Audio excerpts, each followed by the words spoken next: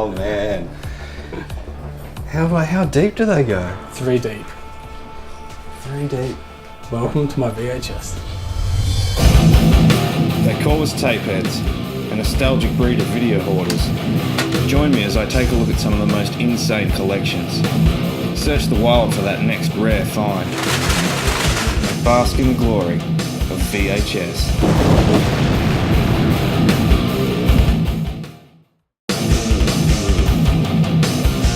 I started probably around serious collecting around 98 when Halloween H20 came out of the cinema. It was that sort of resurrected or inspired me to start collecting again. How many tapes do you think you have all up? Around here, probably about 1,800 on these shelves. I've got a lot more boxed up, so probably another 1,000 or so. One I know you've been hanging out to see the cover of, which is Sleepaway Camp. Oh, I love this. I actually watched it on Saturday night with someone who's got a beta copy. Yeah, just a bizarre movie. Yeah. Definitely worth watching. And part 2. They were the only 2 released in Australia. There was a video store in the early 2000s that I'd go to and I'd take a tape up to the counter and ask the guy, would you sell this? He wasn't the owner either. Yeah, So I'd just go up and say, oh, would you sell this? Would you sell this? And sometimes he'd say no, but most of the time he'd say yes, and picked up some really obscure tapes back then. They were the main ways I got my tapes. One thing I was able to do, with the different video warehouses we had, you also had the sell-through market. Passionate collectors hate sell-throughs. However, I found a little, loophole. I used to buy a sell-through, take it into a video store and trade it with their original. Really? I was able to actually go take a $30 copy of Halloween in, and I got a ridiculously good copy of the Media Halloween. Really? Cool. Yeah, so... Because they probably would have thought, oh, this one will play better. Yeah, didn't. It didn't? No, it was a bootleg and it was so dark. The transfer was terrible. You could go in and get an original doing that. So yeah, that was the late 90s. I think a video store broke 2 laws when they hired one movie to me back in the late 80s. Really? Yeah, A Nightmare on Elm Street Part 3. I was underage and it was also banned in Queensland. So. You were living in Queensland at the time. I was, yeah. So when I saw it on the shelves, I was just like, wow, because I'd heard it wasn't available there, and so it was awesome. Radical moves. That's radical. It is radical. It was just an awesome tape back in the 80s. Skateboarding, obviously, it was a documentary. Want to watch it with my younger brother and his son, who's a sponsored skater.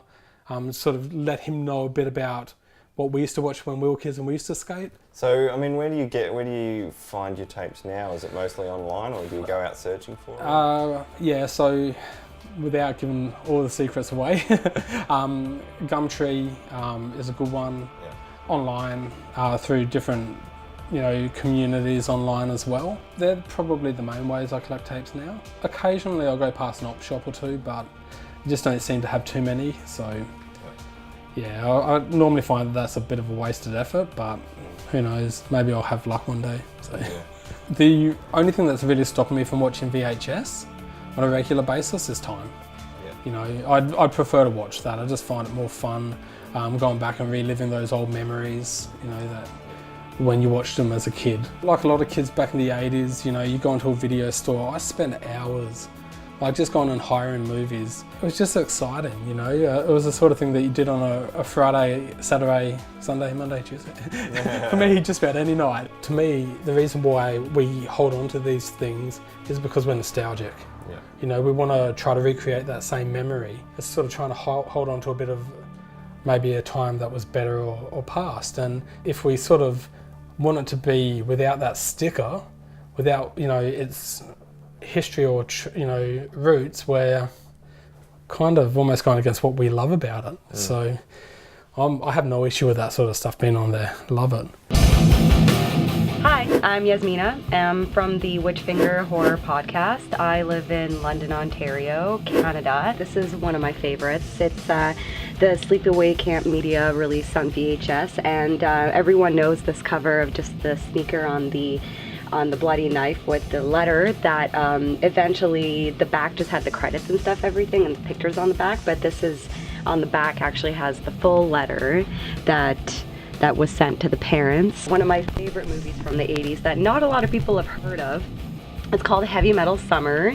It is like the epitome of like an 80s camp summer movie mixed with heavy metal, and it's incredible. You should probably watch it. Linnea Quigley is one of my favorite 80s horror actresses, and my favorite of hers is Night of the Demons. So I met her in Toronto and she signed my Night of the Demons copy because this movie is just ridiculous. Like, how can you go wrong with putting a lipstick tube inside of a tit?